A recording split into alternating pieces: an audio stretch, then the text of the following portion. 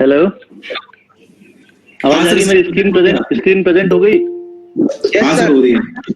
Very good. So welcome everyone. कल हमने first class शुरू की थी, हमने कोई ज्यादा आगे नहीं किया, हम लोग कुछ थोड़े बहुत कॉन्सेप्ट पढ़े हैं। तो आज हम लोग इस स्ट्रेंथ ऑफ मटेरियल की दुनिया में थोड़ा थोड़ा इसमें घुसने वाले हैं, प्रवेश करने वाला है ना। तो सबसे पहले तो क्या है कि हम लोगों ने जो कल पढ़ा था वो कल पढ़ लिया, बेसिक्स है ना। उसमें कोई ज्यादा कॉन्सेप्ट मुझे रिपीट करने की जरूरत नहीं है। हम लोग थोड़ा उस कल जो पढ़ा उससे थोड़ा आगे प्रोसीड करेंगे, क्योंकि बहुत सारी चीजें है जानने को, देखने को, है ना। तो सबसे पहले आज जो हमारी शुरुआत होगी वो सब्जेक्ट के कोर सब्जेक्ट से शुरू करता हूं मैं, और हम लोग धीरे धीरे स्ट्रेस और स्ट्रेन की तरफ आगे मूव करेंगे। तो सबसे पहले मैं आपसे स्ट्रेस कैसे इंड्यूस होती है किसी मटेरियल में उसकी बात करते हैं। स्ट्रेस होता क्या और कैसे इंड्यूस होती है और क्यों होती है, उस पर अपन डिस्कशन करेंगे। तो सबसे पहले मैं आपको बता देता हूँ, सपोज सिंपल कोई बार है ना, ये देखो एक बार बना है मैंने, सबको विजिबल है ना। इस तरीके का 3D बना देते हैं हम लोग, 3D में ज्यादा विश्वास रखते हैं, 3D हो गया। इसको मैं इधर से पकड़ के खींचता हूँ और इधर से पकड़ के खींचता हूँ, है ना। इस पे मैंने कोई एक्सटर्नल लोड लगाया, क्या लगाया? एक्सटर्नल लोड लगाया। एक्सटर्नल लोड लगाया मैंने इस पे, तो लोड लगाने पे क्या है, लोड इस पे वर्क करेगा, है ना। इस पे वर्क करेगा, और वर्क क्या करेगा, क्योंकि हमने लगाया फोर्स, और फोर्स की डेफिनेशन क्या थी? विच डू डिफॉर्म और try to deform a body, है ना। विच डू डिफॉर्म और try to deform a body. तो this P force will try to deform this particular body. तो ये जब इसको ट्राई करेंगे, इसको डिफॉर्म कर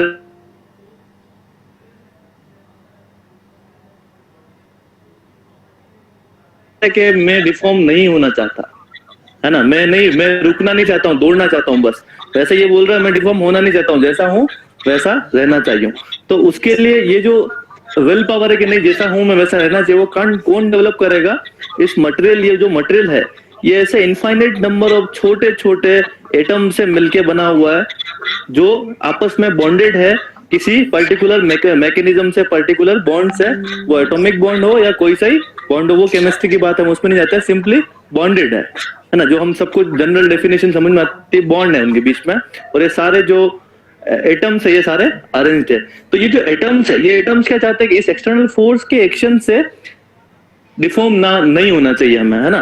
तो इस एक्सटर्नल फोर्स को रेजिस्ट करने के लिए इस बॉडी के अंदर कुछ फोर्सेस डेवलप होंगे, है ना। इस बॉडी के अंदर डेवलप होंगे, उनको हम बोलते हैं resisting force. This is external force. और एक्सटर्नल फोर्स के इफेक्ट को रेजिस्ट करने के लिए जो फोर्सेस इस बॉडी के अंदर डेवलप हो रहे हैं, दिस इज रेजिस्टिंग फोर्स। तो एक्सटर्नल फोर्स और रेजिस्टिंग फोर्स में डिफरेंस हमेशा माइंड में क्लियर रखना है। अब मैंने रेजिस्टिंग फोर्स तो बता दिया, अब रेजिस्टिंग फोर्स जनरेट होंगे तो उसको आप सिंपली स्ट्रेस बोल सकते हैं। इवन बहुत सारी जो फॉरेन यूनिवर्सिटीज है और जो बुक्स है वो सीधा उस रेजिस्टिंग फोर्स को ही स्ट्रेस बोल देती है, लेकिन फिर वो मेंशन करती है कि basically stress is, what is stress? This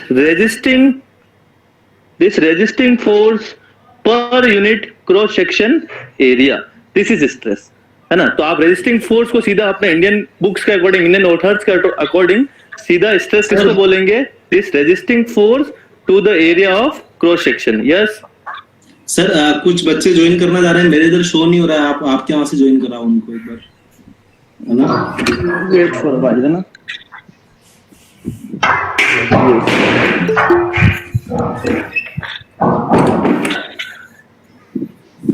done.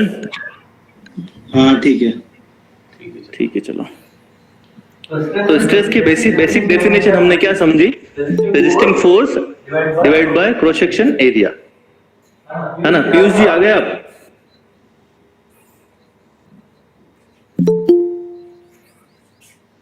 चलो, है ना। तो अब हम उस जो डेफिनेशन मैंने बताई उसी की तरफ धीरे धीरे हम प्रोसीड करते हैं। कि सबसे पहले जो मैंने बोला है वो मैं फिर से रिपीट करता हूँ।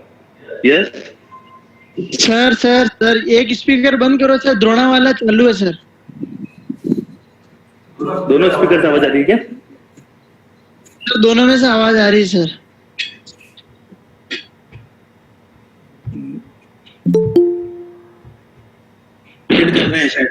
अभी नहीं आ रही ना? जी सर। अभी ठीक?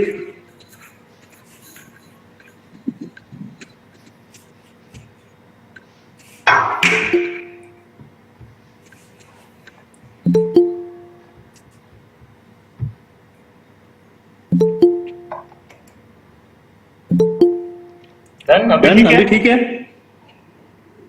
Yes sir. Okay okay good, है ना, ऐसे बता दिया करो, चलो अच्छा है। अब देखो हम लोगों ने अभी तो पढ़ा, मैं फिर से एक बार उसको रिवाइज करूंगा और आप लोग मेरे साथ वो चीजें दिमाग में डाल देंगे सीधी सीधी। आपको वापस पढ़ने की, सुनने की, किसी से पढ़ने की लाइफ टाइम जरूरत नहीं पड़नी चाहिए। क्या था, मैंने सिंपली आपको बताया वह ना डिफॉर्मेबल बॉडी है ना, मैंने कल आपको डिफरेंस बताया था, एक डिफॉर्मेबल होती है, एक रिजिड होती है। तो हम बात करेंगे सिर्फ डिफॉर्मेबल बॉडी की। तो वह ना deformable body is subjected to external load, है ना, इस एक्सटर्नल लोड से पुल, जैसा मैंने एग्जांपल बताया, so it will tend to increase its length, है ना। तो ये आपको मैंने वो बार आपको बताया, उसका क्रॉस सेक्शन अगर आप यहाँ से देखेंगे, यहाँ से कट करेंगे तो कट करने पे आपको कुछ इस तरीके का ये मिलेगा, क्योंकि ये बार जो है आपका इस तरीके से आपका 3D बार है ना। तो यहाँ से कट किया ये, तो मैंने यहाँ वाला सेक्शन मुझे कुछ इस तरीके का मिल गया, तो मैंने यहाँ ड्रॉ कर रखा है। So, but the atomic structure setup of the body do not let it stretch. So, resisting force will set up in the bar, है ना, and this resisting force per unit area is basically stress. Clear? Clear यहाँ तक?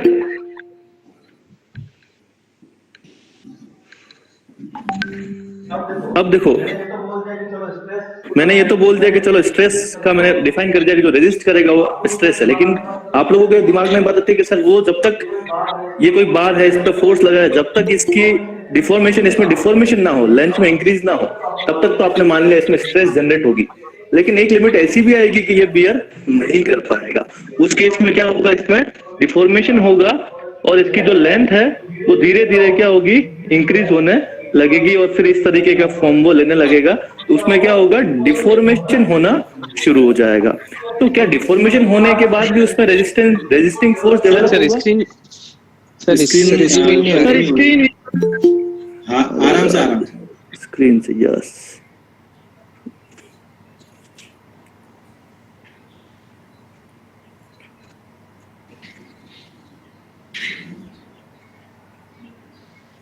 Okay, yes sir. ठीक है, कहाँ तक screen visible थी?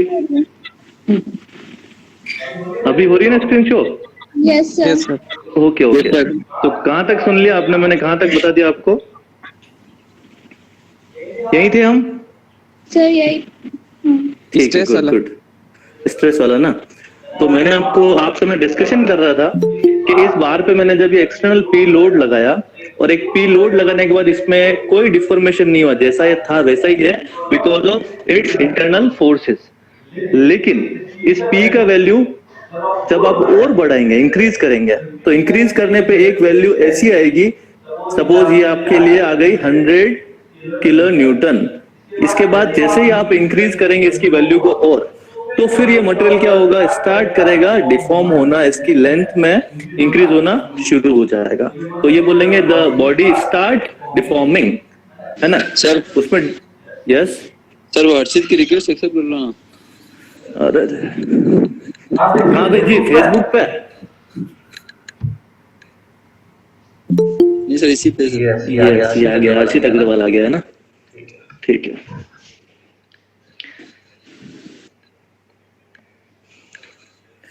तो हम लोग बात कर रहे हैं कि इसकी लेंथ में इंक्रीज होगा, है ना। तो इसको बोलेंगे तो बॉडी स्टार्ट डिफॉर्मिंग, तो डिफॉर्मेशन होना शुरू हो। तो अब डिफॉर्मेशन शुरू होने के बाद क्या उसमें रेजिस्टिंग फोर्स है? नहीं, उसके जो रेजिस्टिंग फोर्स थे, उन्होंने जितना रेजिस्ट करना था इस 100 किलोन्यूटन लोड के नीचे, वो उन्होंने रेजिस्ट कर लिया। इससे ऊपर जैसे फोर्स आया तो 100 के बाद 101 आया, तो उसकी गिनती 101 से शुरू हुई, जिसने फोर्स ने इस बॉडी को डिफॉर्म करना शुरू किया।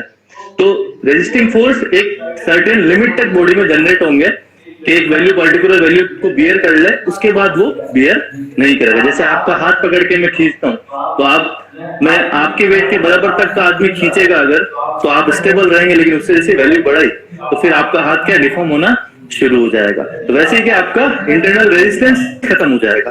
तो this resisting force per unit area is stress. So basically हम यही बात कर रहे थे, up to a certain value of external load. आवाज नहीं आ रही है। आप सब लोगों को आ रही है आवाज मेरी? नहीं सर। यस सर, आ रही है आवाज। आ रही है सर? यस सर आ रही है आवाज। ख्याति तुमको भी आ रही है आवाज?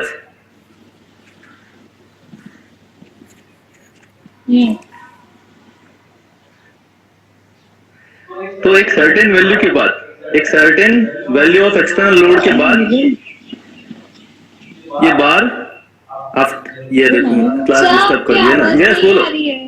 बेटा, आपकी आवाज मुझे आ रही है। अपने हैंडसेट की वैल्यू थोड़ा ये वॉल्यूम बढ़ा दो, है ना? क्या सर? आपके फोन की पीसी की वॉल्यूम बढ़ा दो, यहाँ से सबको आवाज जा रही है बाकी, है ना? बाकी आप वापस ज्वाइन कर लो एक बार एग्जिट करके, नहीं तो so after a limiting value of external load the body start deforming and this resisting force per unit cross section area is called stress. So हम इसको जब मैथमेटिकल फॉर्म में लिखेंगे, it is P by A. P is external force and A is its cross section area and this Newton per meter square is called Pascal, है ना? तो question आता है कि 1 पास्कल इज इक्वल टू, है ना? तो आपको मिल जाएगा न्यूटन पर mm स्क्वायर, न्यूटन पर मीटर स्क्वायर, 4 ऑप्शन मिल जाएंगे। तो आपको ध्यान रखना कि इट इज न्यूटन पर मीटर स्क्वायर। ठीक, अब कल डायमेंशंस की बात हो रही थी हमारे फोर्स और हर क्वांटिटी की, तो अब इसकी डायमेंशन निकालना हो, है ना? तो बेसिक्स क्लियर करते सर चलिए अभी आप। भी नहीं आ रही है आवाज तो। आप सब लोगों को आ रही है आवाज मेरी? यस सर आ रही है आवाज तो। यस सर आ रही है। Shati, maybe there is some problem with your handset or device. या तो आप ईयरफोन सर निकाल पहले लीजिए, तो आ रही ईयरफोन थी, प्लग अभी कर भी नहीं लीजिए। आ रही है। रिजॉइन हो जाओ, आ जाएगी। ऊपर से बंद कर दिया हुआ गलती से, एक बार आके ना रिजॉइन हो जाओ बाहर एग्जिट करके। ये भी नहीं आवाज जा रही होगी सर?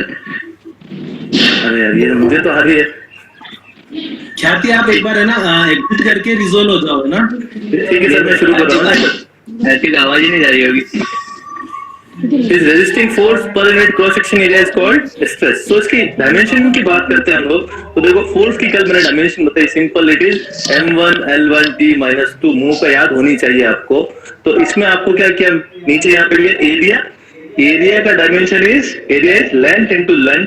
सो आपको जो नया इसका डायमेंशन मिल जाएगा स्ट्रेस का, it is m1 l-1 t-2। ये क्वेश्चन हमने अभी द्रोणा सेंटर ऑफ एक्सीलेंस पे टेस्ट करवाया था हमने, उसमें डाला था, तो बच्चों ने दिया, बहुत लोगों ने इसका आंसर सही भी दिया और गलत भी दिया। तो ये आप ध्यान रखिए, है ना? ये भी आपको एग्जाम्स में कभी कभार पूछ लेते हैं। अब जो मैंने अभी आपको बताया था वही आपको फिर से मैं प्रेजेंट कर रहा हूँ कि ये आपका एक्सटर्नल फोर्स है। अब उसमें क्या हुआ है, अंदर रेजिस्टिंग फोर्स डेवलप हुआ है, और रेजिस्टिंग फोर्स पूरे इस क्रॉस सेक्शन पे हर जगह, इस पूरी बॉडी में, है ना? ये मैंने पर्टिकुलर को एक सेक्शन उठाया है, ये जो मैंने उठाया ना पर्टिकुलर को एक सेक्शन है, ये इस पर्टिकुलर एक सेक्शन पर जनरेट नहीं होंगे, इस पूरी एंटायर बॉडी में हर एक पॉइंट पे, हर छोटे से छोटे पॉइंट पे क्या होंगे, रेजिस्टिंग फोर्सेस। लेकिन हम एनालिसिस को सिंप्लीफाई करने के लिए हम लोग क्या करते हैं, कोई एक सेक्शन पिक कर लेते हैं यहाँ से, है ना? ये सेक्शन पिक किया, अब इस सेक्शन को मैंने यहाँ ड्रॉ किया, ये देखिए, है ना? तो यहाँ पे इस सेक्शन पे अगर पुल किया मैंने, बाहर पुल किया, क्या लगाया, टेंशन फोर्स लगाया। टेंशन फोर्स लगाने पे हम चाहते हैं कि बाहर एक्सपांड ना हो, ये बाहर चाहता है कि बाहर एक्सपांड ना हो, तो इसको इसके अपोजिट सेंस में इसके अंदर रेजिस्टिंग फोर्स जनरेट होंगे। और ये रेजिस्टिंग फोर्स को अगर अपन एरिया से डिवाइड कर दें तो आपको क्या मिल जाएगा, कंप्रेसिव स्ट्रेस। यस कहते सर वापस से रिपीट करिए ना सर, एक्चुअली वो आवाज नहीं आ रही थी तो। मैं बिल्कुल शुरू से बेसिक से चल रहा हूँ, आप है ना ज्वाइन करके रखिए, आपको भी सब क्लियर हो जाएगा, है ना? Okay sir. तो इस बार पे हमने जब ये एक्सटर्नल लोड लगाया तो पुल था, तो आपकी जो रेजिस्टिंग फोर्स है वो कौन सी है, अंदर इसको रेजिस्ट करने के लिए इसके अपोजिट डायरेक्शन में। तो आपके दिमाग में एक सिंपल सेंस होना चाहिए कि जो फोर्स होगा उसके अपोजिट सेंस में आपकी क्या होगी, stress, because stress is the resisting force, है ना? तो जिस डायरेक्शन में फोर्स होगा उसका उल्टा स्ट्रेस होगा। तो अब आपको पूछा जाए कि यहाँ पे कौन सा स्ट्रेस लगा हुआ है, तो क्या बोलेंगे आप लोग, कौन सा स्ट्रेस लगा हुआ है? एक बार माइक ऑफ करके बोलो जरा। Shear stress. अरे बेटा कहाँ है shear stress? Tension compressive stress. Compressive stress, compressive, हाँ सर। कंप्रेसिव स्ट्रेस लगा है, वेरी गुड। तो टेंशन स्ट्रेस है ना सर। टेंशन लगी हुई है, टेंशन स्ट्रेस है। जो लोग स्मार्ट है थोड़ा इसने पढ़ लिया है तो टेंशन स्ट्रेस लिखी है, और वो लोग जिन्होंने कंप्रेसिव स्ट्रेस बताया वो लोग ईमानदार है ना, बी ऑनेस्ट, है ना। लेकिन देखो हम लोग अब धीरे धीरे अपने में थोड़ा थोड़ा करेक्शन करते चलेंगे खुद में, कि मैंने आपको इसीलिए सिंपल प्रिंसिपल बताया कि आपकी स्ट्रेस जो होगी उसका डायरेक्शन सेंस, स्ट्रेस का जो डायरेक्शन सेंस होगा वो अपोजिट होगा किसका, फोर्स का, है ना। लेकिन उसका नाम नहीं बदलना है हमें, नाम तो फोर्स के अकॉर्डिंग चलना है। जो पिताजी का नाम है, फोर्स इज पिताजी, स्ट्रेस इज बेटा, जो पिताजी का नाम है वही बेटे का रहेगा, है ना। लेकिन वो अपोजिट है, बस सेंस अपोजिट है। अब सेंस अपोजिट कैसे समझना, कि ये टेंजाइल फोर्स की वजह से जो स्ट्रेसेस जनरेट हुई है, दीज आर टेंजाइल स्ट्रेस। अगर कंप्रेसिव फोर्स होता फिर उसमें कंप्रेसिव फोर्स को बियर करने के लिए मटेरियल चाहता कि नहीं, मैं ऐसे सिकुड़ना नहीं चाहिए, मेरे अंदर डिफॉर्मेशन नहीं होना चाहिए अंदर की तरफ में, इस डायरेक्शन में, तो उसमें उल्टी डायरेक्शन में रेजिस्टिंग फोर्स डेवलप होते हैं। तो वो कौन से होते हैं, कंप्रेसिव स्ट्रेस। टेंशन को बियर करने के लिए टेंजाइल स्ट्रेस, कंप्रेशन को बियर करने के लिए कंप्रेसिव स्ट्रेस, है ना। तो be clear with this particular concept कि आपको टेंजाइल फोर्स जब होगा तो टेंजाइल स्ट्रेस ही डेवलप होगी, है ना। अब उसका डायरेक्शन अंदर क्यों रखा है मैंने, क्योंकि स्ट्रेस क्या है, stress is a resisting force. अब जिस डायरेक्शन में एक्सटर्नल फोर्स उसका जस्ट अपोजिट लगाएंगे तो ही तो रेजिस्ट करेगा। तो आपको ये चीजें क्लियर हो, आपको क्वेश्चन मिल जाएगा और एक्सटर्नल लोड हटा देंगे। आपको एग्जाम में क्वेश्चन कैसा मिलेगा, इस तरीके का, ये इस तरीके का जो मैंने ड्रॉ किया है, और पूछेगा what kind of stresses these are, और आपसे पूछेगा टेंसाइल, कंप्रेसिव, तो हमारे सारे भले मानुस क्या कहेंगे, कंप्रेसिव स्ट्रेस, है ना। But it is not compressive, it is tensile stresses, है ना, because tensile stresses are the resisting forces. तो सर इसमें सर फोर्स तो कंप्रेसिव लग रहा है ना। देखो force, this is force, force is external quantity, external force, this P is external force जो हम लोग बाहर से किसी इस बार पे अप्लाई कर रहे हैं। अब इस पी लोड को कंपनसेट करने के लिए कि भैया मैं डिफॉर्म नहीं होना चाहता हूं, तो वो क्या चाह रहा है कि मैं डिफॉर्म ना हूं, तो ये पी फोर्स क्या कोशिश कर रहा है, इसको लंबा करने की, इसको डिफॉर्म करने की, इसको लेंथ इंक्रीज करने की कोशिश कर रहा है। लेकिन इस बार का जो इंटरनल सिस्टम है मॉलिक्यूल्स का, वो रेजिस्ट करता है। तो रेजिस्ट कैसे करेगा, वो चाहेगा नहीं मैं तो मेरे अंदर खुद इस अंदर की तरफ आने की कोशिश करता हूँ, तो बाहर वाले को सेट कर लूंगा। जैसे आपका हाथ पकड़ के मैं खींचता हूँ बाहर, ये आपका हाथ है ना, इसको पकड़ के मैं अगर इधर खींचता हूँ मेरे हाथ से, तो आपको क्या होगा, इसके अपोजिट डायरेक्शन में आपको खींचना होगा ताकि वो एक दूसरे से बैलेंस हो जाए। तो रेजिस्टिंग फोर्स और एक्सटर्नल फोर्स एक दूसरे को बैलेंस करना चाहता है, इसलिए क्या ये तो आपका external force, this is tension force, और इसको बैलेंस करने के अंदर रेजिस्टिंग फोर्स लगा है, उसका डायरेक्शन भले अंदर है, लेकिन what we call it, it is tensile stress. ठीक, हाँ सर, ठीक है ना। अभी देखो नई नई चीजें हमारे लिए, नए नए नाम आएंगे, तो थोड़ा हमें समझना भी है, थोड़ा हमें दिमाग में बिठाना भी है, डिस्कस भी करना है, और आप यूज टू हो जाएंगे इन चीजों के, ठीक है ना। तो ये कभी कंफ्यूज नहीं होना कि ये कौन सा स्ट्रेस है और ये कौन सा स्ट्रेस है। स्ट्रेस वो है जैसा फोर्स लगा, जो फोर्स का नेचर है वही उस स्ट्रेस का नेचर है, बस उसकी डायरेक्शन अलग है। ठीक, तो क्लियर है। अब यहाँ पे हम लोग सिंपल ये सब जानते हैं कि एमपीए क्या होता है ना, जैसे आपका मैंने पढ़ा था मेगा, यस, कंप्रेशन के केस में उसका डायरेक्शन क्या होगा? यस जी, आप नाम बताएंगे अपना? सर जीवन। जीवन जी, जीवन कुमार। देखो जैसे अब ये मैंने आपको टेंसाइल का बताया ना, अब मैं ऐसे कंप्रेसिव पे आपके लिए बता देता हूँ। ये आपका कोई बाल उठा लिया मैंने, इस पे ये कौन सा फोर्स लगा दिया मैंने, कंप्रेसिव है। अब कंप्रेसिव है तो क्या हो रहा है, कंप्रेसिव फोर्स लगाते ही ये बार क्या है, कोशिश करेगा ये छोटा होने की, है ना। ये जो एक्सटर्नल फोर्स है इस बार को क्या करेंगे, छोटा करने की, लेंथ को कम करने की कोशिश करेंगे ना, थिकनेस नहीं, लेंथ को, लेंथ वाइज इसको कम करने की कोशिश करेंगे। अब इसका इंटरनल रेजिस्टिंग फोर्स जो है इसका बॉडी का, वो चाहेगा भैया मुझे छोटा नहीं होना चाहता, तो वो क्या इसका अपोजिट सेंस में हर एक पॉइंट पे, इसके अंदर हर एक पॉइंट पे इसके अपोजिट सेंस में स्ट्रेसेस जनरेट होगी, रेजिस्टिंग फोर्स जनरेट होगा। तो आपका डायरेक्शन कैसा होगा इसका? अपोजिट। तो ये जो मैंने सेंस बनाया ना कि आपकी ये सेक्शन के इस तरफ बाहर निकलती हुई स्ट्रेसेस अगर लगाता हूं तो दिस इज कंप्रेसिव स्ट्रेस। ठीक Bharat ji?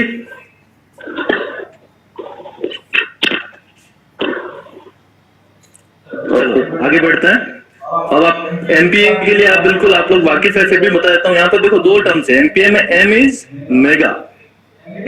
Mega and P is pascal. M is mega and P is pascal. Mega मैंने आपको पीछे कल यूनिट्स में बताया, मेगा का मतलब होता है सीधा 10⁻⁶ लगा दो। जहां पे भी मेगा नाम आता है सीधा 10⁻⁶, जहां पे किलो नाम आता है 10⁻3। जैसे आपका नाम कुछ भी हर्ष है, मैं बोल दूं मेगा हर्ष मतलब 10⁻6 हर्ष, है ना? तो कोई भी किलोग्राम, मेगा, किलो न्यूटन, है ना? तो न्यूटन के आगे किलो लगाए तो दिस किलो न्यूटन, 10⁻3 न्यूटन, और मेगा लगाए तो 10⁻6 न्यूटन। तो यहाँ पे देखो अब पास्कल तो आपको पता है, पास्कल इज न्यूटन पर मीटर स्क्वायर, जस्ट पीछे हमने पढ़ा है। और इसके आगे मेगा लगाना मतलब 10⁻6 न्यूटन पर मीटर स्क्वायर। अब देखो यहाँ पे इसको कन्वर्जन जब आप करेंगे, है ना, ये 10⁻6 और न्यूटन पर मीटर स्क्वायर, मेरे हिसाब से 1 MPa का मतलब ये हो गया। लेकिन इससे ये कहां से चला है ना? तो हम लोग कुछ नहीं करते, हम लोग सिंपली क्या करते हैं, इस मीटर को mm में चेंज करते हैं। तो यहां अगर मैं mm लिखता हूं, है ना, यहां पे मैं mm लिखता हूं 2 बार, क्योंकि स्क्वायर है तो 2 बार mm लिखता हूं, तो 1 मीटर में 1000 mm होता है। तो मैं इसके नीचे यहाँ पे 10⁻3 एंड देन 10⁻3 2 बार यहाँ पे नीचे मल्टीप्लाई करूंगा, तो नीचे 10⁻6 हो गया, ऊपर 10⁻6 हो गया, तो वो कट्टे क्या बच गया आपके पास? न्यूटन पर mm स्क्वायर। तो ये इसमें कंफ्यूज नहीं होना है, 1 MPa इज न्यूटन पर mm स्क्वायर। ठीक है? And 1 pascal is 10⁻6 mega pascal. ये तो आपके सामने क्लियर है, कोई दिक्कत नहीं है आपको। अब difference between pressure and stress तो आप लोग सब नोन है इन चीजों से, फिर भी बता देता हूं मैं कि जो प्रेशर होता है, प्रेशर आपका हमेशा, मैं जब कोई 3D या 3 प्लेन एनालिसिस की बात करता हूं जिसमें मैं तीनों डायरेक्शंस की बात कर रहा हूं, तो वहां पे मैं जनरली प्रेशर टर्म यूज करूंगा, क्योंकि प्रेशर तभी लगा सकते हैं हम लोग जब आपके पास एक 3 डायमेंशनल आप सिस्टम में काम कर रहे हैं। लाइक आप वाटर है ना, ये पानी का बकेट है, इसके अंदर आपको एक गुब्बारा आप इसमें जब डालते हैं तो इस गुब्बारे के ऊपर उस वाटर का क्या आता है? प्रेशर आता है। तो वो हर एक डायरेक्शन से इसके ऊपर एक्ट करेगा। इवन आप किसी टेबल के ऊपर, है ना, ये देखो अभी आपका ये कोई टेबल है आपका, इस टेबल के ऊपर, इस टेबल के ऊपर आपने अपना हाथ रखा है, तो हाथ पे आप वर्टिकल लोड डाल रहे हैं, तो आप डाल तो क्या रहे? लोड, है ना, फोर्स। लेकिन फोर्स इस एरिया के ऊपर डिस्ट्रीब्यूट हो रहा है आपकी हथेली की वजह से, तो इसको भी आप क्या बोलते हैं? प्रेशर, क्योंकि force divide by area is pressure.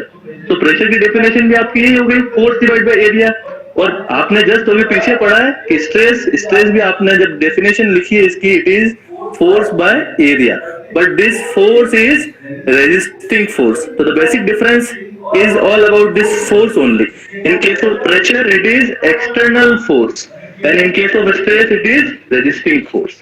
So be clear with this concept. ये अगर आपको आता है then you are an engineer, otherwise you shouldn't be.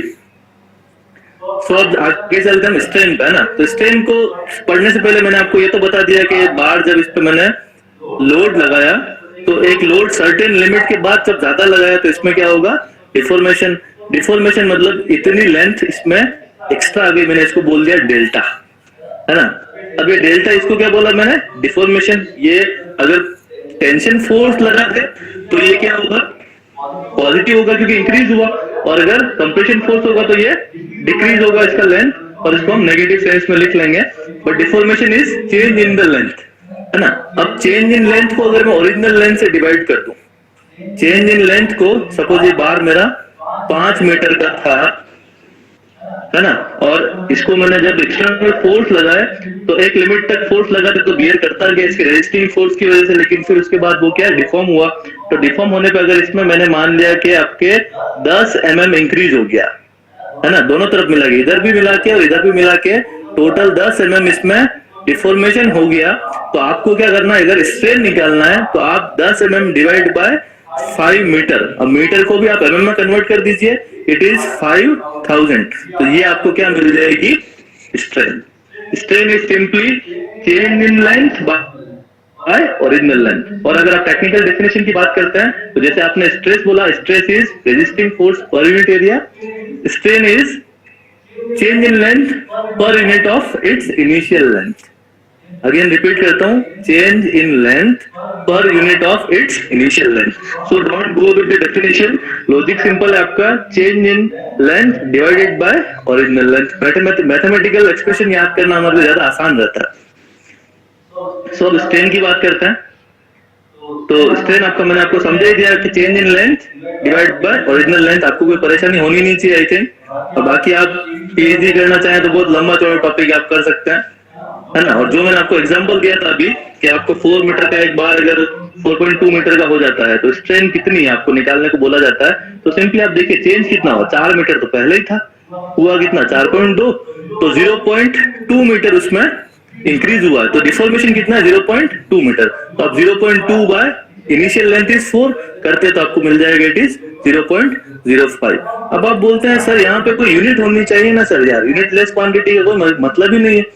Actually जब हम स्ट्रेन की बात करते हैं तो हम लोगों ने लेंथ बाय लेंथ किया, तो change in length ultimately it is length and this is original length, so ये भी लेंथ है, तो लेंथ से लेंथ गया तो बचा क्या, कुछ नहीं। So strain is a dimensionless quantity, है ना। तो एग्जाम का बड़ा इंपॉर्टेंट क्वेश्चन है कि which one is dimension less quantity. Option में मिल जाएंगे आपको, स्ट्रेस मिल जाएगा, स्ट्रेन मिल जाएगा, देन डिफॉर्मेशन मिल जाएगा। तो हमारे बच्चे तो स्ट्रेन और डिफॉर्मेशन को एक ही मान लेते हैं, तो आपको क्या करना है, ऐसा नहीं करना, आपको क्या करना है, strain is dimension less quantity. तो आपके दिमाग में फीड कर दो आज ये कि strain is dimension less quantity. यहां तक ठीक। आगे मूव करता हूं यहां से। अब हम बात करते हैं टेंजेंट टेस्ट की, जो हम लोग अपने डबल ट्रिम करते हैं यूटीएम के थ्रू। तो इसमें मैं ज्यादा इसमें डीप में नहीं जाऊंगा क्योंकि इसमें आपको क्वेश्चंस कम मिलते हैं यूटीएम पे बेसिस के। लेकिन आपको एक सिंपल छोटा सा कॉन्सेप्ट पता हो कि यूटीएम जो होता है इसमें टोटल 3 हेड्स होता है। हेड्स का मतलब जहां से हम लोग स्पेसिमेन को होल्ड करते हैं, तो एक सबसे नीचे होता है लोअर हेड, उसके ऊपर middle head and then third one is upper head. इन 3 हेड्स पे कभी कभार इन पे क्वेश्चन घुमाया जाता है। क्वेश्चन कैसे घुमाया जाता है कि आपको अगर टेंशन टेस्ट करना हो, है ना, टेंशन टेस्ट जो आप आरसीसी में जो बार यूज करते हैं उसका टेंजाइल स्ट्रेंथ निकालना हो, जो बार पे लिखा होता है वो निकालना हो आपको, यील्ड स्ट्रेंथ, तो आप इस पे लाके टेस्ट करते हैं। तो उसको कहाँ लगाते हैं, तो वो सिंपली हम लोग कहाँ लगाते हैं, आप बताएंगे कहाँ लगाते हैं? वो लगाते हैं हम लोग अपर हेड और मिडिल हेड के बीच में, है ना। तो ये आप थोड़ा सा ध्यान रखिए। और जब कंप्रेसिव टेस्ट करते हैं क्यूब्स के ऊपर, तो वो हम कहाँ लगाते हैं, लोअर हेड और मिडिल हेड के बीच में कुछ यहाँ पर, ठीक है ना। तो क्यूब तो रखते हैं यहाँ पर और बार रखते हैं यहाँ पर। तो ये आप थोड़ा सा क्लियर रखिए अपने माइंड में, क्वेश्चन इस पे पूछा जा सकता है। अब एक इंटरेस्टिंग क्वेश्चन और बनता है कि आपका मूविंग हेड कौन सा है और स्टेशनरी हेड कौन सा है, कौन सा हेड मूव नहीं करता है और कौन सा हेड मूव करता है। तो आप लोगों ने यूटीएम चलाया है, ऑपरेट किया, तो आपको अच्छे से पता होगा, है ना। तो सिंपली देखो आप डिस्क्राइब कर दिया, लोअर हेड जो है वो तो आपका तो आपके इसके ऊपर हाइड्रोलिक प्रेशर लगता है, तो ये अपवर्ड साइड मूव करता है। और ये जो मिडिल हेड है ये आपका क्या होता है, रुका हुआ होता है, स्टेशनरी होता है इन केस ऑफ कंप्रेशन। और जब टेंशन करते हैं तब क्या करते हैं, यहाँ स्पेसिमेन लगाते हैं, तब ये अपर हेड मूव करता है और मिडिल हेड आपका वहीं रहता है ना। तो आपके लिए स्टेशनरी हेड कौन सा हो गया, सिर्फ मिडिल हेड। तो दिमाग में कॉन्सेप्ट क्लियर है आपको। ऑब्जेक्टिव क्वेश्चन आ गया, which head is stationary in case of UTM, और ये तीनों ऑप्शन आ गए आपके, upper head, middle head, lower head. तो आंसर हो जाएगा इसका middle head. Clear? Yes sir, है ना। ये यहीं पे यही लिखा हुआ है, आप यहाँ से नोट्स ऊपर देख सकते हैं। अब एक इम्पोर्टेंट चीज कि आपने, अब हम जाते हैं पर्टिकुलरली हमारे स्टील के ऊपर, है ना। तो मैंने यहाँ पे एक स्पेसिमेन फिक्स किया, एक रोड यहाँ फिक्स की। तो इसका मुझे जब यूटीएम को मैंने ऑन कर दिया, यहाँ से इस बटन को मैंने प्रेस कर दिया और ये ऑन हो गया। तो ऑन होने के बाद क्या होगा, इसमें चेंज इन लेंथ होगा। तो चेंज इन लेंथ को क्या करना होगा, मेजर करना पड़ेगा हमें, टू मेजर द स्ट्रेन। तो स्ट्रेन को मेजर करने के लिए डिफॉर्मेशन मेजर करना है। तो वो डिफॉर्मेशन मेजर करने के लिए हम यहाँ पे एक कुछ सेटअप लाके लगाएंगे जो क्या करेगा, सिर्फ यहाँ पे डिफॉर्मेशन मेजर करेगा और उसको हम बोलते हैं एक्सटेंशोमीटर। जो एक्सटेंशन को मेजर करे वो एक्सटेंशोमीटर। तो आप यहाँ पे एक्सटेंशोमीटर लाके लगाते हैं तो एग्जाम में कभी बार पूछा जाएगा कि to measure the change in length in UTM which apparatus is used, तो आपके लिए बहुत सारे मीटर डाल देंगे, पेडोमीटर, एक्सटेंशोमीटर। तो आपको एक्सटेंशन से एक्सटेंशोमीटर का ध्यान रखना है। अब आप बोलेंगे सर मैं तो स्ट्रेस मेजर कर, आप एक बात बताइए, क्या आप स्ट्रेस मेजर कर सकते हैं? आप में से कोई भी स्ट्रेस मेजर कर सकता है? कर सकते सर। कर सकते हैं। कौन? उज्जवल। हाँ सर। कैसे करेंगे स्ट्रेस मेजर? सर ये फोर्स कितना बियर करेगा वो दे देगा और force upon area sir. Force upon area कर देंगे तो स्ट्रेस का पता लग जाएगा। हाँ सर। पक्का? हाँ नहीं, फोर्स हम मेजर कर सकते हैं हम कितना लगा रहे हैं, है ना, लेकिन उस फोर्स की वजह से उस बॉडी में स्ट्रेस कितनी डेवलप हो रही है वो हम कभी मेजर नहीं कर सकते, क्योंकि स्ट्रेसेस का जो डिस्ट्रीब्यूशन है बॉडी में वो बहुत अनइवन होता है और वो शेप पे, ज्योमेट्री पे, बहुत सारी चीजों पे डिपेंड करता है। Stress can not be directly measured, है ना। मैथमेटिकली हम सिंपली फोर्स बाय एरिया लिख लेते हैं, लेकिन इसको मेजर करना कभी भी पॉसिबल नहीं है। इसको स्ट्रेस को मेजर करने के लिए आपको क्या, स्ट्रेन को मेजर करना पड़ता है ना। उसके बिना स्ट्रेस को मेजर करना पॉसिबल नहीं है। तो आपको यहाँ पे स्ट्रेन को मेजर करना मतलब, देखो आपको मैं कर्व बताऊंगा अभी, है ना, स्ट्रेस स्ट्रेन का, तो उसमें मैं लॉजिक दूंगा आपको सारा। तो मैंने यहाँ पे जब स्पेसिमेन लगाया तो मैं क्या मेजर कर सकता हूँ, सिर्फ जितना फोर्स लगा रहा हूँ एक्सटर्नल फोर्स वो मेजर कर सकता हूँ, लेकिन रेजिस्टिंग फोर्स मेजर नहीं कर सकता। क्या उज्जवल आप रेजिस्टिंग फोर्स मेजर कर सकते हैं इस मटेरियल का? नहीं सर, मैं उसकी थोड़ी बात कर रहा था सर मैं। तो stress is resisting force by area, हाँ सर, पर अपन है ना। तो रेजिस्टिंग फोर्स आप कभी मेजर नहीं कर सकता, है ना। External force because we apply the external force so we can measure, but जो मटेरियल के अंदर डेवलप हो रहा है खुद के अंदर, नेचर के अंदर, वो हम कभी मेजर डायरेक्टली नहीं कर सकते। तो stress can not be directly measured. So हम लोग क्या करेंगे, फोर्स, एक्सटर्नल फोर्स जो यूटीएम के थ्रू लगा रहे हैं वो मेजर कर लेंगे, और चेंज इन लेंथ मेजर कर लेंगे हम लोग, है ना। और ओरिजिनल लेंथ हमारे पास रहती है, तो ये कुछ पैरामीटर्स हमारे पास रहता है। तो change in length bye original length, this is strain. तो हम लोग क्या यूटीएम से सिर्फ स्ट्रेन मेजर कर सकते हैं। अब स्ट्रेन से हमको क्या निकालना हो, स्ट्रेस भी निकालना है, क्योंकि ग्राफ तो हम स्ट्रेस और स्ट्रेन के बीच में बनाएंगे। तो कैसे बनाएंगे, देखो हम लोग यहाँ आगे चलते हैं कि मैंने यहाँ पे इस पे लोड लगाना शुरू किया, तो लोड लगाना शुरू किया तो इसमें डिफॉर्मेशन हुआ। मैं डिफॉर्मेशन मेजर करता रहा तो मुझे क्या मिलेगा, देखो एक तरफ पे फोर्स इंक्रीज कर रहा हूँ और इधर मेरी डिफॉर्मेशन हो रही है। तो फोर्स और डिफॉर्मेशन, जब मैं फोर्स लगाता जाऊंगा तो डिफॉर्मेशन बढ़ता जाएगा, फोर्स लगाता जाऊंगा डिफॉर्मेशन बढ़ता जाएगा। तो this is your load deformation curve. क्या ध्यान रखोगे, this is your load deformation curve. और लोड डिफॉर्मेशन कर्व का जो एरिया है, ये मैंने जो हैच किया ना, hatch, this area is the work involve in this process. अगर आपको बोले कि इस पे, इस बार पे आपने कितनी एनर्जी लगाई है ना, इस यूटीएम के पीछे जो बार लगा रखा है इस पे आपने लोड लगाया, तो लोड लगाने पे आपने कितनी एनर्जी डाली उस पे, कितना वर्क किया। तो वर्क निकालने का एक ही तरीका, आप जितना फोर्स लगाया तो फोर्स आपके 10, 20 कुछ अमाउंट होगा उसका, तो वो अमाउंट आप यहाँ पे लिख लेंगे कर्व में। और यहाँ पे ये डेल्टा आपने जो एक्सटेंशोमीटर से मेजर किया है वो आप उसके अकॉर्डिंगली पॉइंट्स डाल के ग्राफ बना लेंगे। तो ये जो शेडेड एरिया है, दिस इज योर वर्क और this is your energy. Work और एनर्जी दोनों आप इसी के एक ही टर्म से यहाँ से आप मेजर कर सकते हैं। तो आपको क्लियर रहना ये कि फोर्स एंड डिफॉर्मेशन कर्व का एरिया क्या देता है आपको, एनर्जी।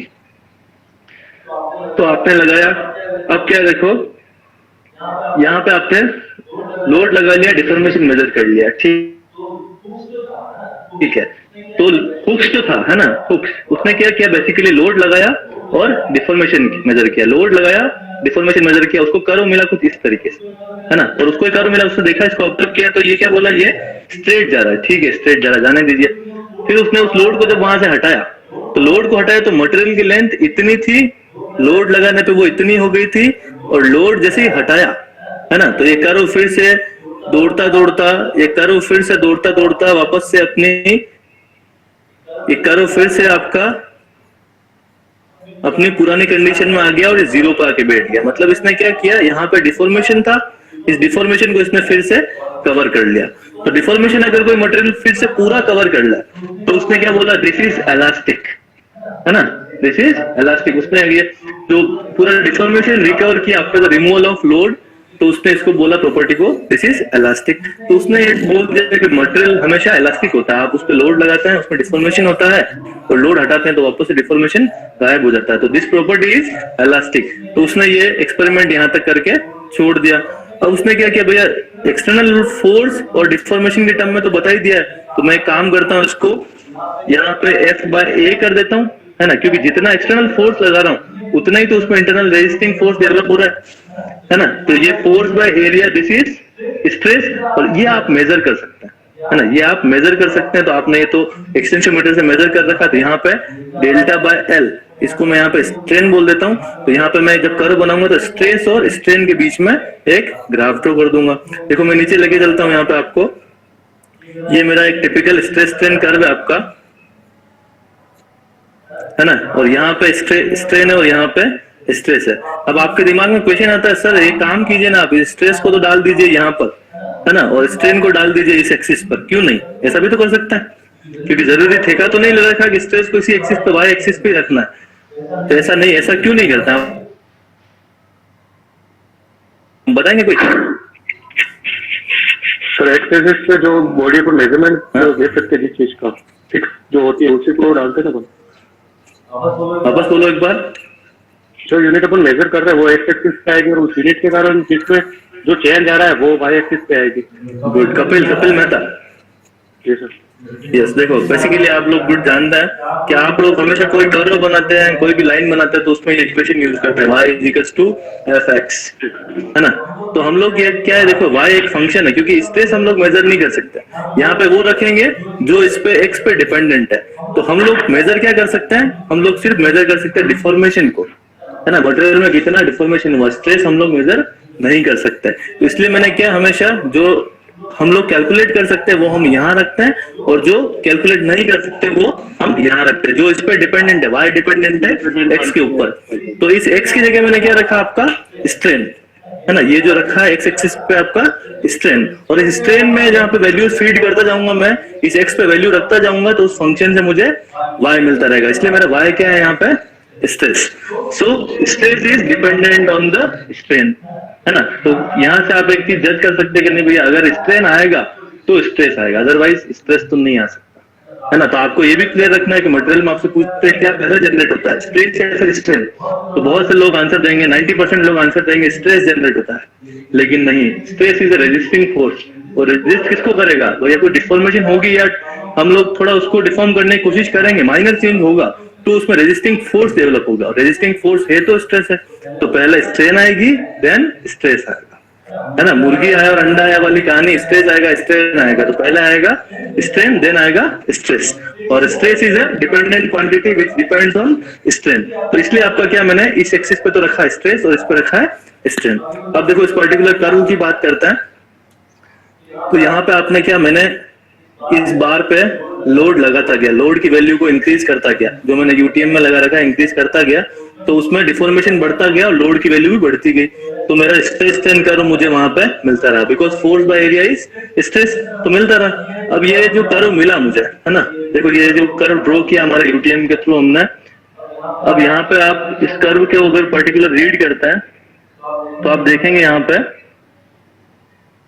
ये 0 से चालू होता है, यहाँ पे इस पे मैं डिफॉर्मेशन, ये मेरे स्ट्रेन है और ये मेरा स्ट्रेस है, तो ये इस ए पॉइंट तक लीनियरली फॉलो होता है। माइल्ड स्टील का स्ट्रेस स्ट्रेन कर्व है, तो ये ए पॉइंट तक, इस ए पॉइंट तक इसका क्या है, जो ट्रेंड है इट इज लीनियर, है ना। अब लीनियर है तो इट इज इलास्टिक, लीनियर है, और ये लीनियर से जैसे यहाँ पर मैं इसको यहाँ से फोर्स हटाता हूँ तो फिर से अपनी पुरानी पोजीशन में आता है, मतलब क्या ये इलास्टिक है, इसलिए मैंने क्या बोल दिया, it is linearly elastic region, है ना।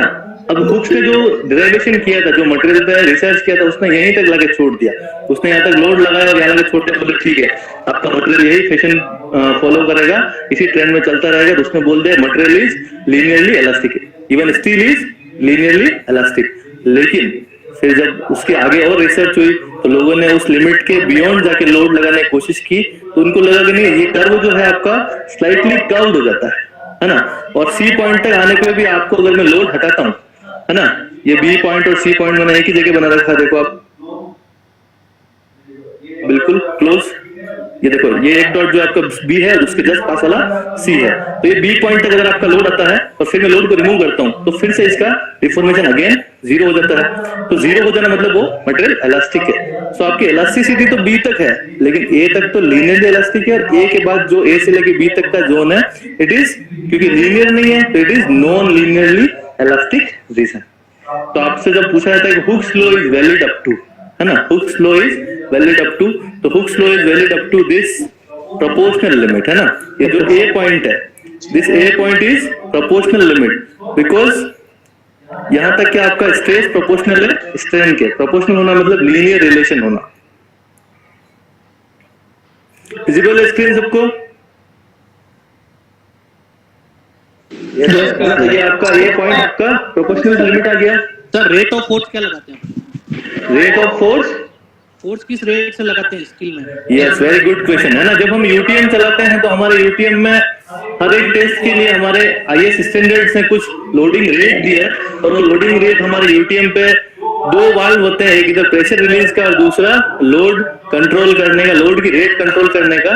तो इसमें पर्टिकुलरली जब हम टेंजाइल टेस्ट करते हैं बार्स के ऊपर, तो आप लोग लगाते हैं 14 न्यूटन पर mm स्क्वायर पर मिनट, है ना। क्या लगाते हैं? 14 न्यूटन पर mm स्क्वायर पर मिनट। ये आपको टोटल लोड की जो लोडिंग रेट है आपको इस स्टैंडर्ड के अकॉर्डिंग वो आपको ये रहेगी। तो ये आपको ध्यान रखना है, it is a very important question. Sir Ravi sir, yes sir charger लगा लो, आपकी बैटरी लो गई पूरी हैविंग। Yes yes yes it is. हाँ सर 10 मिनट और चल जाएगा सर, इट इज ओके। ठीक है, ठीक है। तो फिर देखो आपका ए पॉइंट आपका प्रोपोर्शनल लिमिट पहुंचा। अब ए पॉइंट से बियॉन्ड गए तो B is your elastic limit, लेकिन वहां से लोड रिमूव करोगे तो फिर से वो अपनी पुरानी पोजीशन में तो आ ही जाएगा। अब बी के जस्ट बाद, है ना, बी के जस्ट बाद जैसे वो लोड इंक्रीज किया, लोड इंक्रीज किया, ठीक है, मैंने कर लिया, वो आगे सी तक पहुंचा, सी से भी आगे तक पहुंचा। अब मैंने जब लोड को रिमूव किया तो मैंने क्या देखा, फिर से वो बार अपनी पुरानी पोजीशन में नहीं आया, मतलब उसने ये जो डिफॉर्मेशन है इसको फिर से कवर नहीं किया। तो कवर नहीं किया मतलब वो कहाँ चला गया? प्लास्टिक हो गया। प्लास्टिक होना मतलब अपना डिफॉर्मेशन कवर नहीं करना, तो वो प्लास्टिसिटी में चला गया। इसीलिए मैंने बी पॉइंट जो बनाया, बी पॉइंट के जस्ट बाद वो रेंज शुरू हुई जहां से मटेरियल प्लास्टिक हो जाता है। तो इस सी पॉइंट को हम क्या बोलते हैं? एंड ऑफ इलास्टिसिटी या फिर स्टार्ट ऑफ प्लास्टिसिटी, है ना। तो C point is start of plasticity. अब पर्टिकुलर जब माइल्ड स्टील कर्व की बात करते हैं तो जैसे इलास्टिसिटी खत्म होती है और उसके बाद क्या होता है, अचानक से इसमें डिफॉर्मेशन बढ़ता जाता है, और आपके लोड की वैल्यू तो वही रखते हो आप, लोड की वैल्यू इंक्रीज नहीं करो, फिर भी आपका डिफॉर्मेशन बढ़ता जाता है इस तरीके से। तो ये जो डिफॉर्मेशन सडन इंक्रीज हो रहा है ना, this is called yielding. Increase in deformation या फिर increase in strain without increasing the load is yielding. तो ये आपका ये वाला जोन जो है इसमें क्या हो रहा है, मटेरियल में यील्डिंग हो रहा है।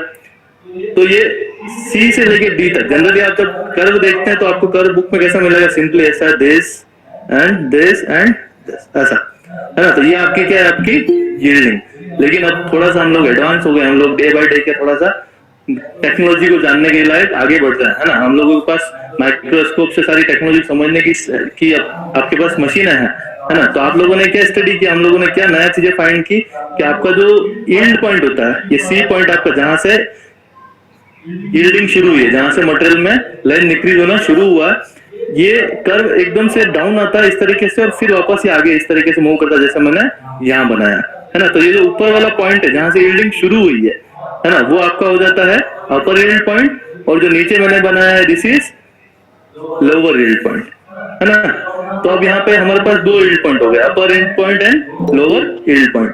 अब आपको क्वेश्चन मिलता है कि जो मशीन डिजाइन करते हैं हम लोग या स्ट्रक्चर में स्टील यूज करते हैं, तो उसमें कौन सा पॉइंट हम कंसीडर करेंगे, लोअर यील्ड पॉइंट या फिर अपर यील्ड पॉइंट? क्योंकि यील्ड पॉइंट का मतलब एक्चुअली स्ट्रेंथ है ना। क्योंकि हम लोग यहाँ पे देखो इस कर्व पे चल रहा है, ये स्ट्रेस को शो कर रहा है और stress is directly it is strength. तो आप कौन सी स्ट्रेस कंसीडर करेंगे, अपर यील्ड स्ट्रेस या फिर लोअर यील्ड स्ट्रेस? तो इसका जवाब है इट इज आप कंसिडर करेंगे लोअर यील्ड स्ट्रेस। क्यों कंसिडर करेंगे? क्योंकि देखो मटेरियल इस पर्टिकुलर लोड पे, किसी पर्टिकुलर लोड पे, पी लोड पे इसमें यील्डिंग शुरू हुआ है ना, और वो फिर ये इस तरीके से डाउनवर्ड पैटर्न में आके चलता रहा। तो उसके बाद देखो यहाँ पे स्ट्रेस लेवल, आपका हाईएस्ट स्ट्रेस लेवल सी पे था और ये रिड्यूस हुआ और फिर ये चलता रहा। तो इसका मतलब आप कैसे जज करेंगे आपको कौन सा पॉइंट पिक करना, अपर और लोअर? तो इसको जज करने का क्या तरीका, आपको एग्जांपल देता हूं मैं कि आप इस रोड से नीचे लटक रहे हैं ना, ये पकड़ के आप इसको नीचे लटक रहे हो, यहाँ पे आपका ग्राउंड है ना, और आप इस पे लटक रहे हैं। तो अब इसमें क्या है, यहाँ तक देखो, यहाँ तक देखिए, बी तक आपका जो डिफॉर्मेशन है, deformation is very very limited है ना, बहुत कम है। तो ये आप यहाँ पे जब इस पे लटके रहेंगे तो आपका वेट, आपने सपोज इसकी जो लिमिट बनाई मैंने है ना, इसकी लिमिट, इसमें स्ट्रेस की जो लिमिट बनाई मैंने, इसकी स्ट्रेंथ बोल दी, इसकी स्ट्रेंथ 100 है। कितनी है? 100। और आपको मैंने लटका दिया, आपका जो वेट है वो भी 100 है अगर, है ना, तो 100 तक तो ठीक है, बी पॉइंट तक पहुंचा। बी आपका 100 क्या है मेरा इलास्टिसिटी लिमिट, तो 100 तक पहुंचा। लेकिन अगर आपके कंधे पे आगे कबूतर भी आके बैठा तो सीधा क्या चालू हो जाएगी? यील्डिंग चालू हो जाएगी, क्योंकि 100 से जस्ट बियॉन्ड जाते सी पॉइंट पे आ गया और सीधा यील्डिंग शुरू हो गई। तो यील्डिंग शुरू होने के बाद अब यील्डिंग शुरू हो गई, 100 से वो 101 हुआ और यील्डिंग चालू हो गई। अब वो कबूतर जब फिर से भी उड़ गया ना, फिर भी यील्डिंग चलती रहेगी, क्योंकि यील्डिंग एक बार चालू होने के बाद वो कम लोड पे भी चलती रहती है ना। तो इसलिए हम लोग क्या सजेस्ट करते हैं, हम लोग इस अपर यील्ड पॉइंट तक ना जाएं, हम लोग लोअर यील्ड पॉइंट पे रहे, हम लोग 99 पर ही रहे, ताकि सडन चेंजेस कुछ हो नेचर की वजह से, एक्सटर्नल फोर्सेस की वजह से, छोटे माइनर चेंजेस, तो इस लोड को वो 100 तक इंक्रीज करे तो भी चल जाए। इसलिए कि हम लोग हमेशा लोअर यील्ड पॉइंट यूज करेंगे, अपर यील्ड पॉइंट यूज नहीं करेंगे, क्योंकि जैसे आप यील्डिंग शुरू होती है तो यील्डिंग से हमें प्रॉब्लम कुछ नहीं है, मटेरियल ब्रेक नहीं हो रहा। आपका जो बार है, इस बार पे मैंने जब यूटीएम से लोड लगाया तो ऐसा नहीं है कि वो इस सी पॉइंट पे आते ही ब्रेक हो जाएगा, ब्रेक नहीं होगा, लेकिन इसमें क्या है, डिफॉर्मेशन बहुत ज्यादा होगा, और डिफॉर्मेशन बहुत ज्यादा होगा लगे तो आपको क्या लगेगा, इट इज नॉट सर्विसेबल, आपको लगेगा ये टूटने वाला है, ये टूटने वाला है ना, लेकिन एक्चुअली टूटता नहीं, वो टूटेगा आके लास्ट इज फ्रैक्चर पॉइंट पे आके वो टूटेगा। तो देखो यहाँ पे मैं फिलहाल यील्डिंग तक लेके आता हूँ इसको, और डी पॉइंट पे यील्डिंग हो गई। आपके यहाँ तक कोई क्वेश्चन? हेलो, यस, कोई क्वेश्चंस?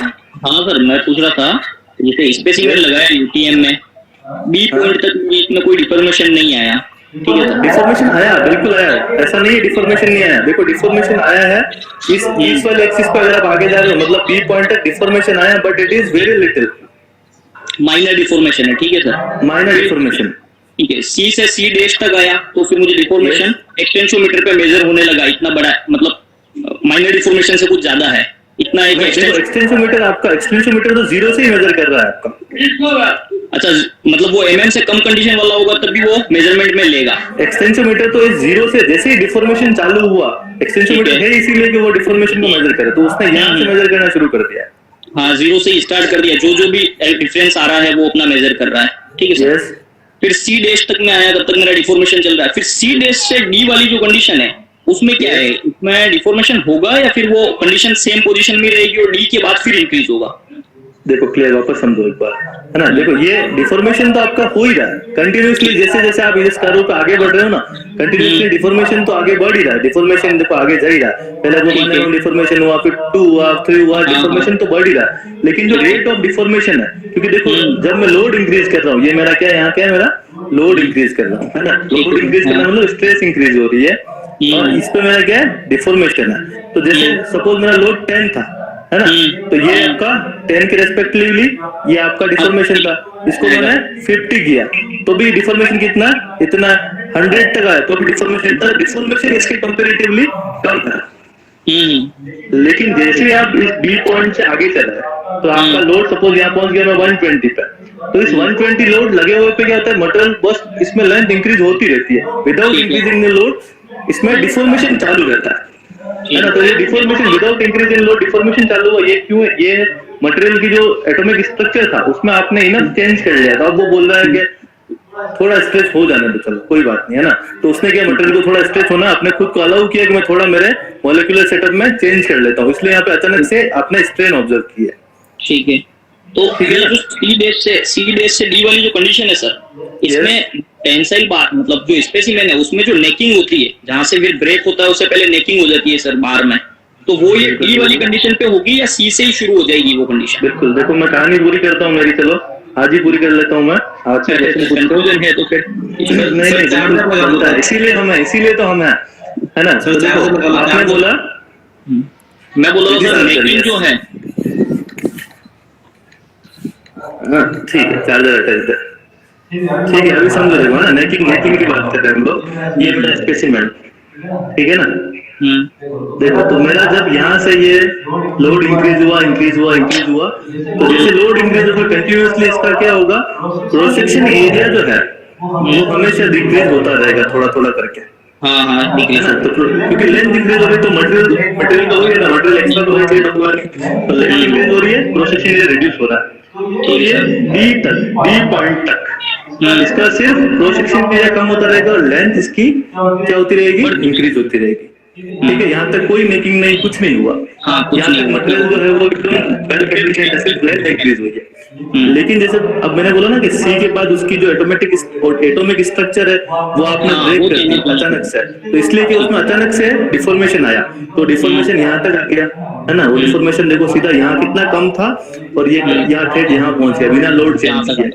ठीक है, अब क्या है ये डिफॉर्मेशन, अब आपने जितना इसका ये जो वापस इस खुद को वापस के जब अरेंज कर रहा था उस टाइम पीरियड में उस आपने जितना डिफॉर्मेशन लेना था ले लिया, लेकिन ये जैसे डी पॉइंट पे पहुंचा, है ना, डिफॉर्मेशन हमने बहुत सारा ले लिया। अब यहाँ तक बोलता है मटेरियल को कि अब मैं अगर स्ट्रेच हुआ तो मैं डेफिनेटली ब्रेक हो जाऊंगा, है ना। ये बात बोलता है कि अब अगर मैं और स्ट्रेच हुआ तो मैं ब्रेक हो जाऊंगा। तो इसका अचानक से वो क्या करता है, उसके अंदर रेजिस्टिविटी डेवलप करता है, इंटरनल रेजिस्टेंस वापस से डेवलप करता है, तो उसको हम बोलते हैं स्ट्रेन हार्डनिंग जोन, है ना, स्ट्रेन हार्डनिंग जोन। तो डी पॉइंट से उसमें हार्डनिंग शुरू हुई है, तो वो हार्डनिंग वो अब क्या रेजिस्ट करता है, तो वो इस डी से लेके ई तक क्या कर रहा है, वो हार्डनिंग हो रहा है। स्ट्रेस जो लोड है वापस ऊपर बढ़ता रहा और डिफॉर्मेशन तो कंटिन्यूसली आगे चलता ही रहेगा। ठीक है सर। अब ये ई पॉइंट जो है ना, अब इस ई पॉइंट पे आके क्या हुआ कि उसमें नेकिंग चालू हो गई, ठीक है ना। इस ई पॉइंट के बाद नेकिंग चालू होगी, ई पॉइंट तक मटेरियल में कहीं नेकिंग नहीं हुई है।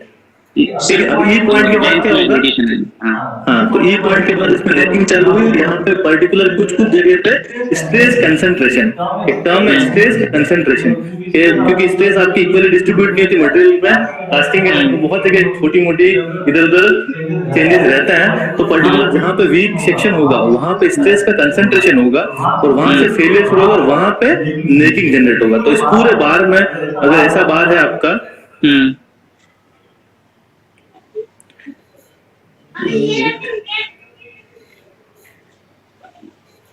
ये आपका बार है अगर,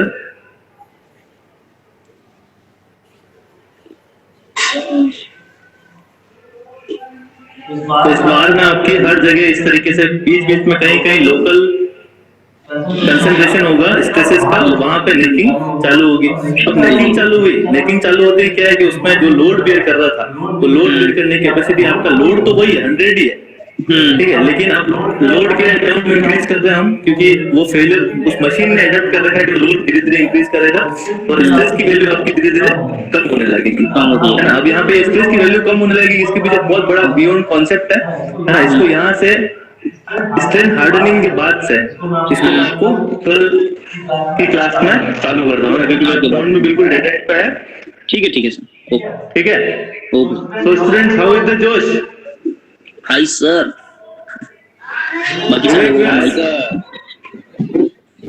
yes sir, hi sir, hi, बिल्कुल हाय। देखो ऑफलाइन का जो क्लास है ना, ऑफलाइन का वो कभी भी कंप्लीट नहीं हो सकती ऑनलाइन से, है ना, but we are keep trying to make it better.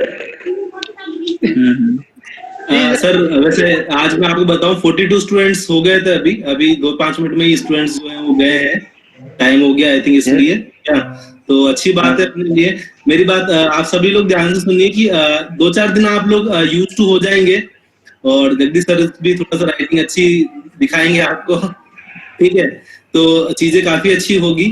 अभी बहुत बेसिक से अपन लोग पढ़ रहे हैं, तो आप लोग भी थोड़ा सा कोऑपरेट करें, जैसा भी है थोड़ा सा सुनने का ट्राई करें, चीजें आप लोगों को आराम से समझ में आएगी और धीरे धीरे अपन अपना चीजें करते रहेंगे। और हमारा जो टारगेट यही है कि आप अपनी प्रिपरेशन किसी ना किसी तरीके से स्टार्ट कर दो वापस, जो पिछले 50 दिनों से ठंडे बस्ते में पड़ी थी वह कहीं ना कहीं गायब हो गई थी। तो हमारा सिर्फ और सिर्फ टारगेट यही है कि आप लोग अपनी प्रिपरेशन वापस स्टार्ट कर दो।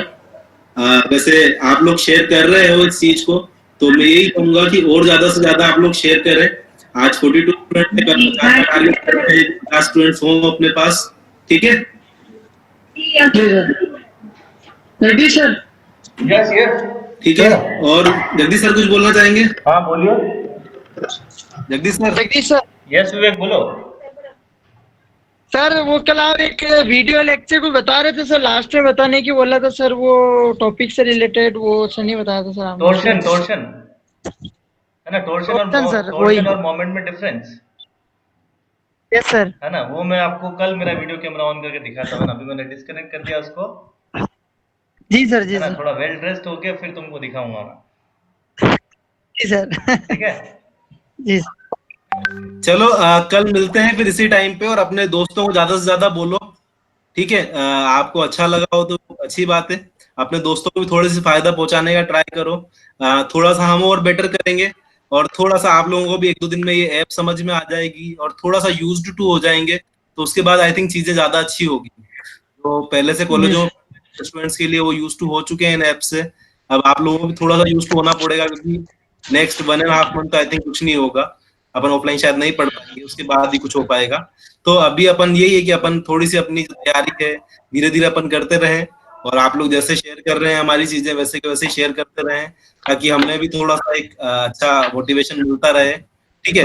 और I am more than happy. आप और हम एक कम्युनिटी में हैं बेसिकली, तो हम हमारी कम्युनिटी को धीरे धीरे बड़ा करते हैं, क्योंकि हम हमारी कम्युनिटी को ही लाइफ टाइम लेके चलेंगे, है ना। ये मेरी अकेले की नहीं, सर के अकेले की नहीं, आप सब लोगों की कम्युनिटी है, इसको आगे लेके भी, इसको थोड़ा आगे प्रचार प्रसार कीजिए, बढ़ाते रहिए, जी सर।